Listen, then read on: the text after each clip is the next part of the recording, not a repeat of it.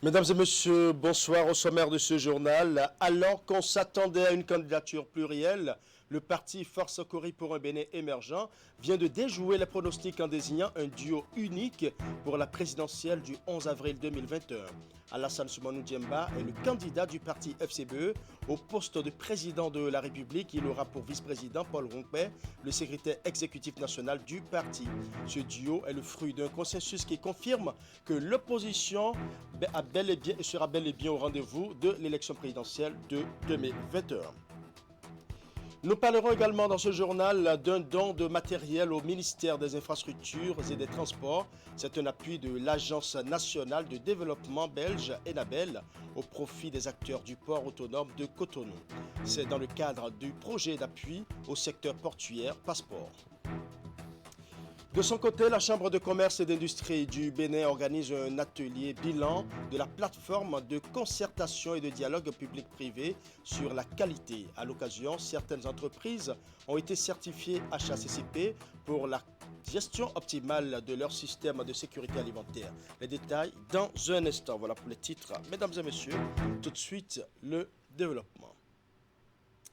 Comme au Vatican, la fumée blanche est sortie chez le parti Force Cori pour un Bénin émergent. Alassane Soumanou Djemba, alias Gatteri, est désigné candidat au poste de président et Paul Rompé au poste de vice-président.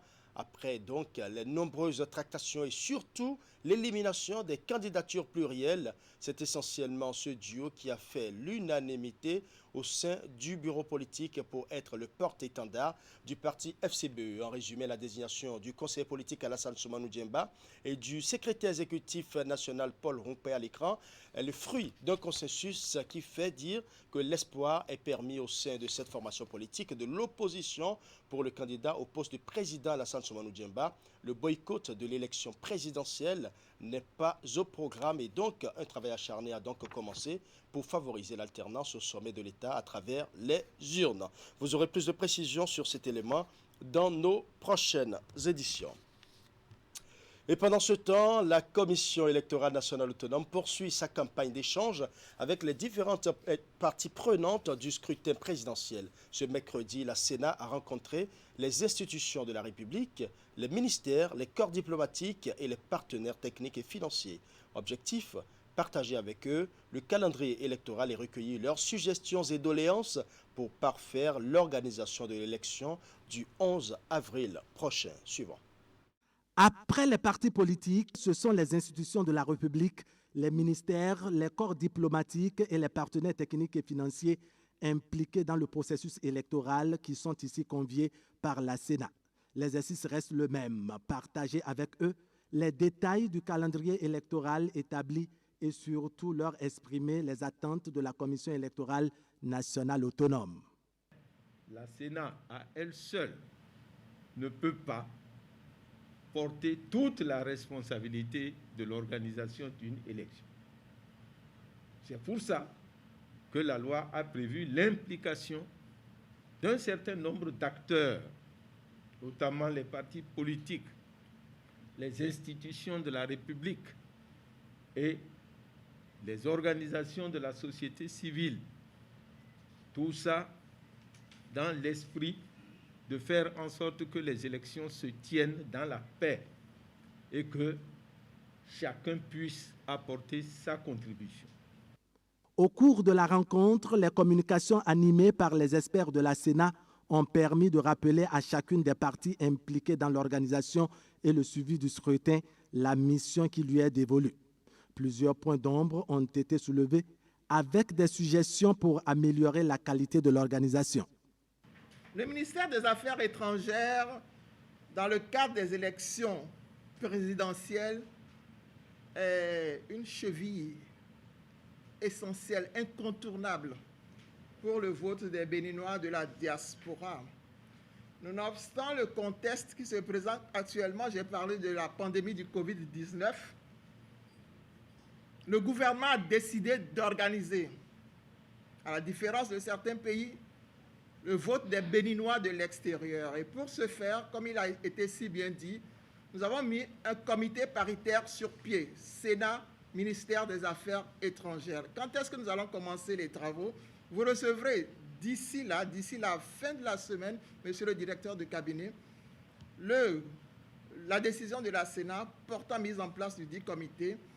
Mais avant que nous n'entrions véritablement dans le vif du sujet, nous attendons de la LEPI, nous attendons du COS LEPI, qu'elle puisse nous dire de façon précise et exacte, même si on le sait déjà par ailleurs, mais nous avons besoin du support formel des différents endroits où ce vote-là sera organisé.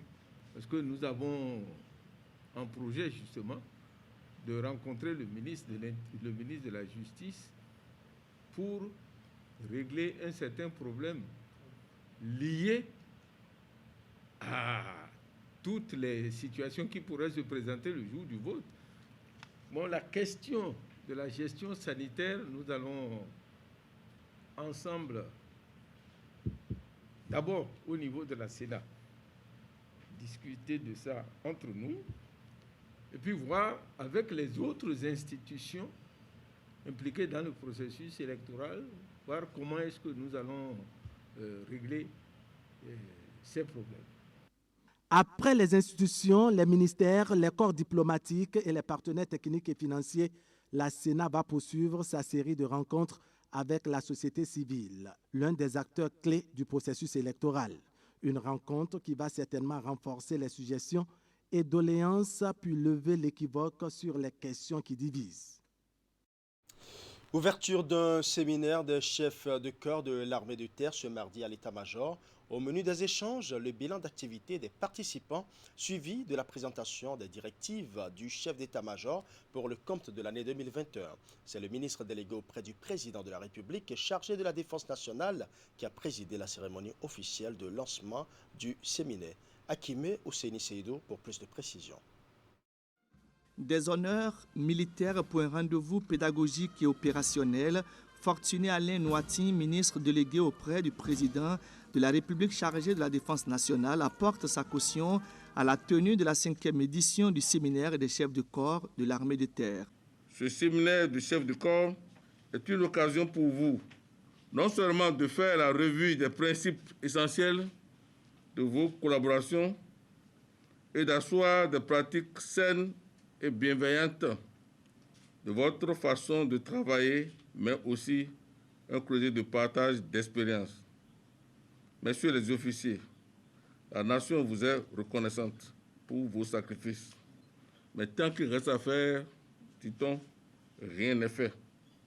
J'attends de vous que vous soyez davantage professionnels en tout temps et en toute occasion et un modèle d'intégrité.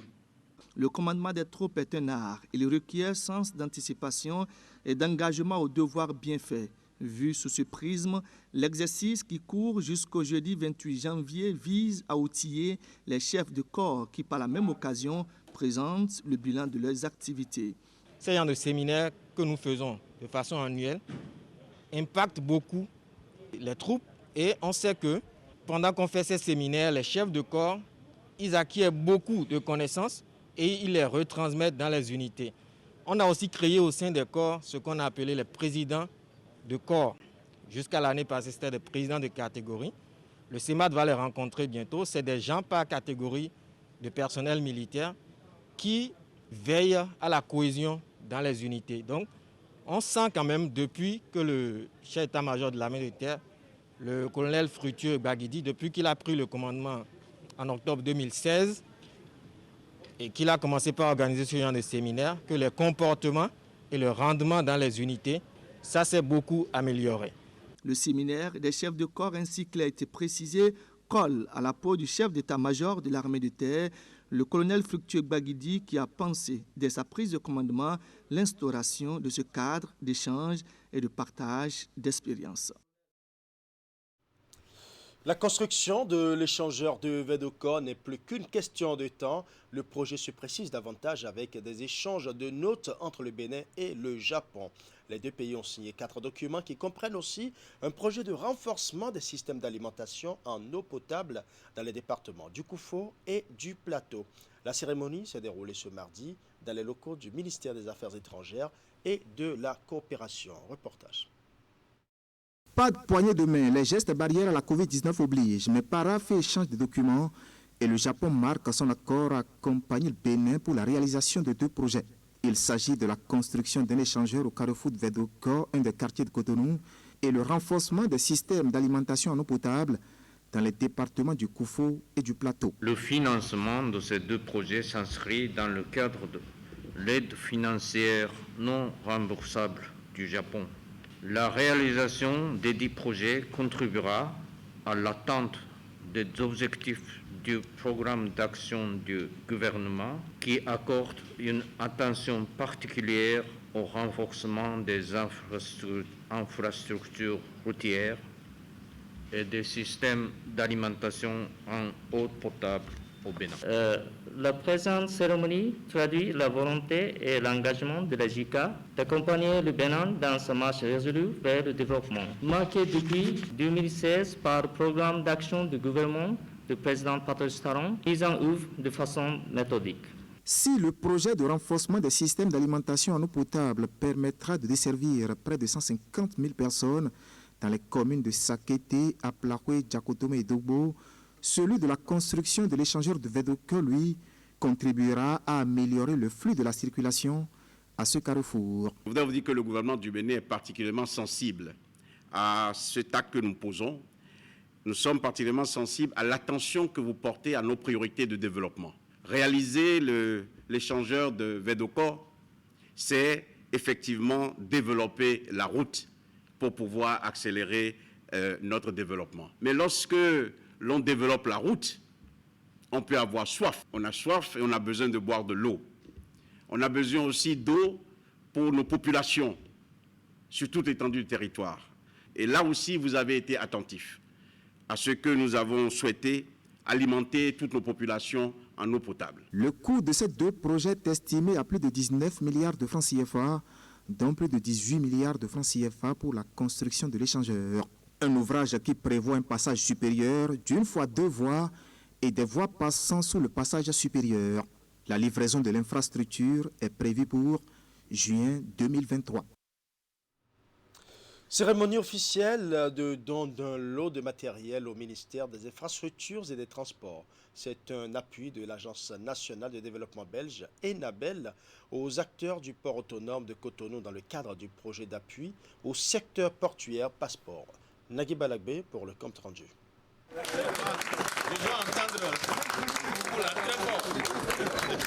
Merci madame, merci beaucoup. Merci, nous ferons bon usage.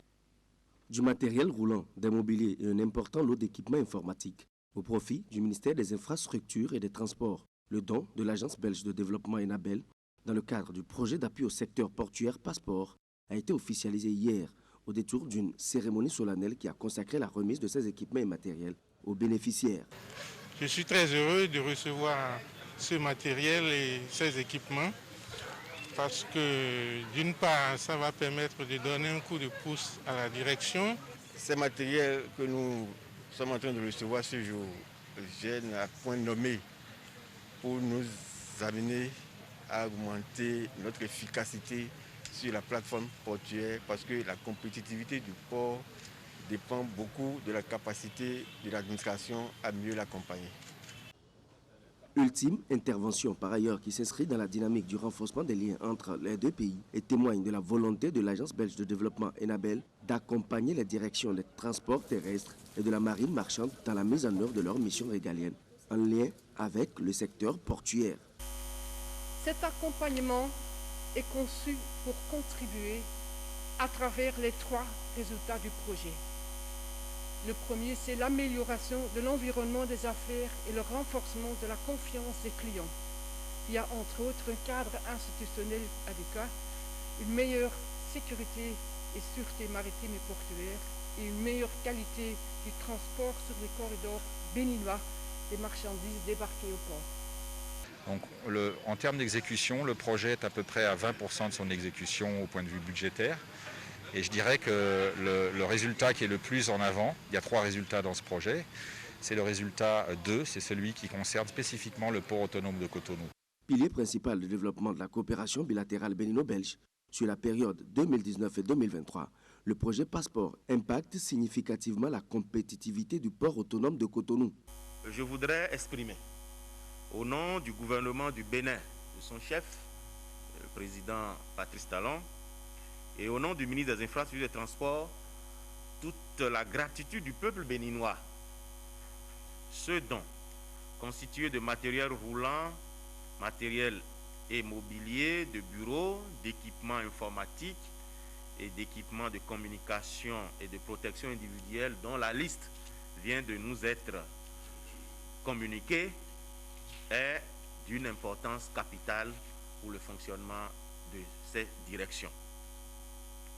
Je prends ici l'engagement solennel en leur nom que les matériels seront affectés aux agents et usagers auxquels ils sont destinés pour l'accomplissement de la mission à eux assignée.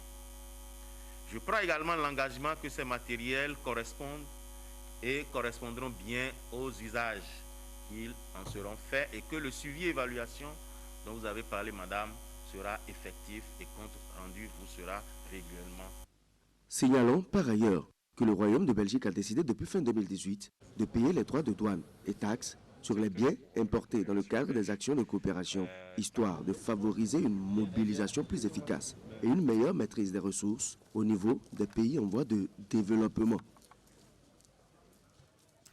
Cérémonie de remise des lettres de mission aux responsables d'établissements d'enseignement général, technique et de la formation professionnelle, aux directeurs départementaux et inspecteurs pédagogiques délégués. Le ministre Maounian Kakpo les renvoie ainsi dans leurs différentes tâches pour le compte de l'année 2021. La rencontre est couplée avec la remise de lettres de félicitations du chef de l'État Patrice Talon à des cadres méritants du secteur. Suivant. C'est un double événement qui mobilise ici le ministre Maounian Kakpo et ses collaborateurs. Il s'agit des cérémonies de remise de lettres de félicitations et de mission aux responsables départementaux, des directeurs d'établissements des enseignements secondaires, techniques et de la formation professionnelle, ainsi qu'aux inspecteurs pédagogiques délégués. La présente activité qui consacre la 3e édition de la cérémonie de remise officielle des lettres de mission intervient à la suite des 2 premières éditions qui ont été marquées par le renforcement de la qualité de la gouvernance scolaire et l'amélioration de l'offre éducative. Le comité de suivi des lettres de mission s'est attelé à développer une série d'actions d'accompagnement, notamment la confection d'une fiche de suivi paramétrée sous forme de formulaire sur la plateforme EducMaster. La mise en œuvre rigoureuse des recommandations issues des missions d'audit dans leurs écoles respectives a permis à 3 cadres du secteur d'enseignement général et technique de repartir avec des lettres de félicitations. Un couronnement qui porte la marque du chef de l'État et qui s'interprète comme une note incitative. La pratique des lettres de mission depuis la première édition fait observer, il faut l'avouer, un déséquilibre dans l'application des sanctions, entendues positives et pédagogiques. Mais ceux qui sont souvent ainsi sanctionnés ne sont que les chefs d'établissement, alors qu'ils ne sont pas les seuls à recevoir, et vous l'avez constaté dans cette salle, une fois encore, les lettres de mission. C'est pour cela que ce déséquilibre injuste au détriment des seuls chefs d'établissement sera corrigé au cours de cette année. Ces auréoles venant du président de la République constituent des éléments motivateurs et le ministre Maounian Kakpo invite les autres à prendre exemple sur les bénéficiaires du jour afin de faire du secteur éducatif béninois un levier de développement. Les modélistes et stylistes béninois ont organisé leur toute première assemblée générale ordinaire de l'année 2021. Une cinquantaine d'entre eux se sont retrouvés à Cotonou ce lundi pour faire un premier bilan du nouveau bureau qu'ils ont élu. Occasion pour partager certaines informations avec l'ensemble des membres de l'association des créateurs de mode du Bénin. Les détails avec Assiomankani Assiomban. 6 mois après son installation, le nouveau bureau de l'association des créateurs de mode du Bénin fait son bilan. À cette assemblée générale ordinaire, il ressort que nombre de choses ont été faites en si peu de temps par le bureau dirigé par Félicien Holonou Casterman. Le bureau élu, conduit de main de maître par son président Félicien Casterman, a déployé son plan d'action sur 6 mois, grâce auquel nous avons eu droit au recrutement d'un secrétaire exécutif dont la mission est la gestion administrative et la coordination des tâches de l'ACMB sous la supervision directe du secrétaire général. À la composition de son cabinet, constitué de 3 postes clés, responsable aux relations publiques, responsable à la formation et responsable à la communication, à l'aménagement du siège de l'ACMB qui a consisté à l'achat d'un bureau, d'un ordinateur portable et des matériels de bureau pour le fonctionnement du secrétariat exécutif. Dans la même dynamique, le bureau a réalisé une enseigne pour la visibilité de l'association et l'accessibilité à son siège. L'autre innovation à l'actif de ce bureau, c'est l'institution de décoration des membres. Et pour cette première édition, 8 personnes ont été désignées. J'ai décidé, le bureau et moi naturellement, d'accréditer certains collègues aînés. Je me suis dit, tant que vous ne serez pas honorés, décorés, je n'aurai jamais la chance de l'avoir. Parce que je rêve, un de ces jours, rester debout, qu'on me pique mon habit, à me décorer. J'ai dit, je vais toucher du fin fond du cœur à nos dirigeants pour qu'ils puissent penser à vous, afin qu'on puisse penser à moi aussi. Occasion pour les heureux du jour d'exprimer leur satisfaction. Si déjà au sein de notre association, le bureau actuel appréhende la nécessité de décerner ce prix, cette distinction aux méritants, eh bien, je leur tire chapeau. Je les félicite beaucoup. J'avoue que j'ai été surprise et c'est un geste qui m'a beaucoup touchée. Et c'est une reconnaissance du travail que nous créateurs nous faisons. L'ACMB envisage d'avoir une boutique où tous les membres pourraient avoir leur création. Aussi, le site de l'association sera-t-il bientôt disponible. Le bureau entend ainsi rendre plus visible encore l'ACMB. La Chambre de commerce et d'industrie du Bénin a organisé un atelier bilan de la plateforme de concertation et de dialogue public et privé sur la qualité. À l'occasion, certaines entreprises ont été certifiées HACCP pour la gestion optimale de leur système de sécurité alimentaire. C'est un événement auquel est associée l'Agence de normalisation, de métrologie et du contrôle qualité. Reportage. Elles sont au total 3 entreprises à recevoir le certificat HACCP pour la gestion de leur système de sécurité alimentaire. 3 entreprises de 2 secteurs, à savoir la filière ananas et l'aviculture. Il s'agit des sociétés Fruitilou, La Bonne Viande et Agrodynamique. C'est avec une grande joie et une satisfaction réelle que nous vivons cette cérémonie de remise. Cependant, le certificat obtenu ce jour, loin d'être un parchemin ou un trophée qui sera exposé au niveau du siège de nos entreprises, constitue un véritable nouveau challenge. La qualité, c'est ce que nous pouvons vendre pour identifier notre pays et marquer la différence avec les autres sur le marché international, un marché de concurrence devenu de plus en plus exigeant. La certification de ces entreprises est un résultat illustratif des activités de la plateforme de concertation et de dialogue public-privé sur la qualité au titre de l'année 2020, laquelle plateforme est hébergée par la Chambre de commerce et d'industrie du Bénin et vise à accompagner les entreprises pour l'amélioration de leurs prestations. Il ne serait pas superflu de rappeler à votre attention les 3 idées forces qui ont milité en la création de la plateforme. Il s'agit de la nécessité de disposer d'un cadre inclusif pour impulser dans une démarche durable et consensuelle toutes les actions et mesures nécessaires pour la promotion de la qualité, la nécessité de se faire converger les efforts et avec l'administration publique et du secteur privé, la nécessité d'instaurer un dialogue durable et participatif entre le secteur public et le secteur privé. Au cours de cet atelier bilan de la plateforme qualité de la CCIB, les participants ont suivi plusieurs communications. Celles-ci portent sur les activités menées par la plateforme au cours de l'année précédente et les différentes orientations du plan de travail annuel de 2021.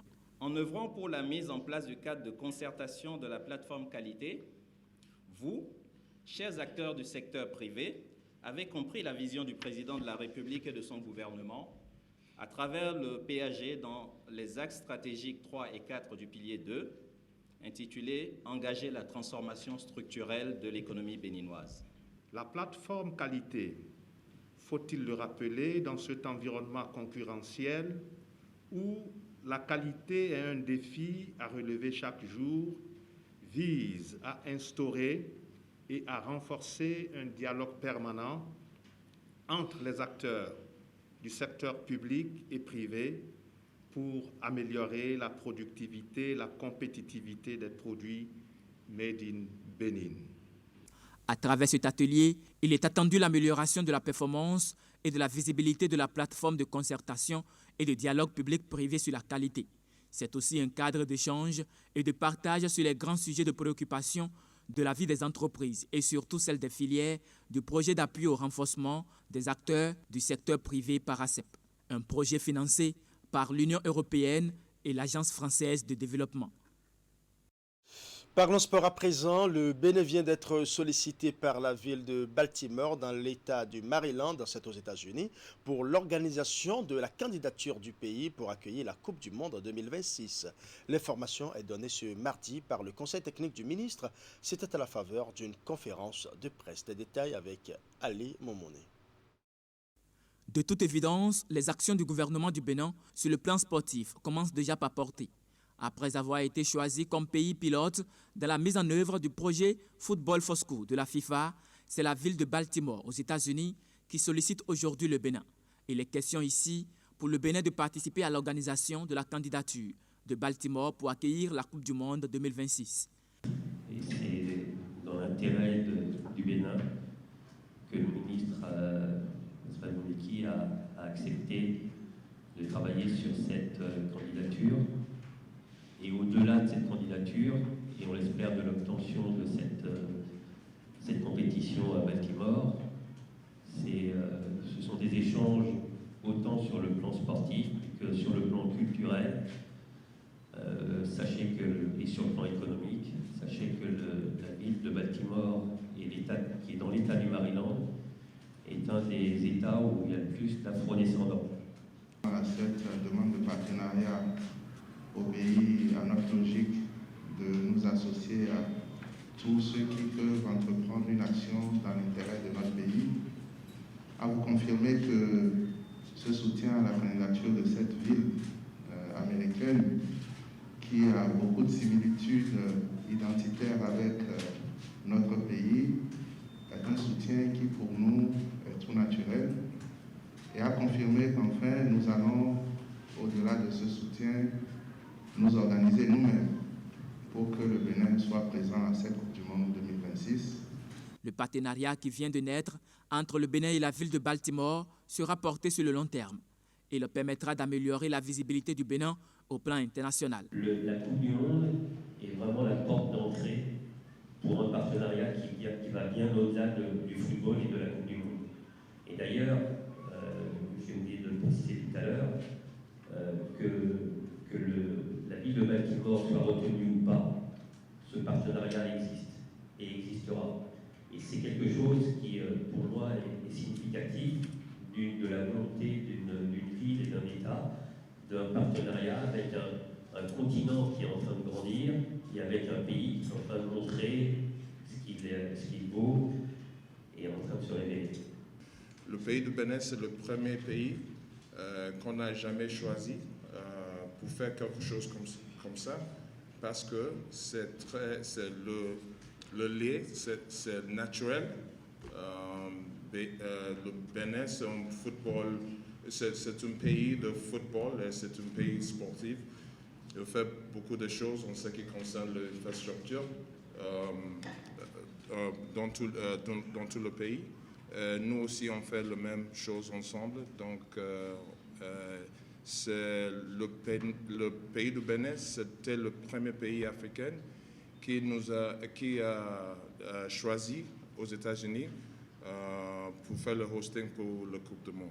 Il faut souligner que grâce au partenariat entre le Bénin et la ville de Baltimore, toutes les autres disciplines sportives et surtout le basketball pourront bénéficier de l'expérience des États-Unis. Il en est de même pour les autres secteurs, dont la culture et le tourisme. Voilà, ce sera tout pour ce journal. Merci pour votre aimable attention. Bonne soirée chez vous.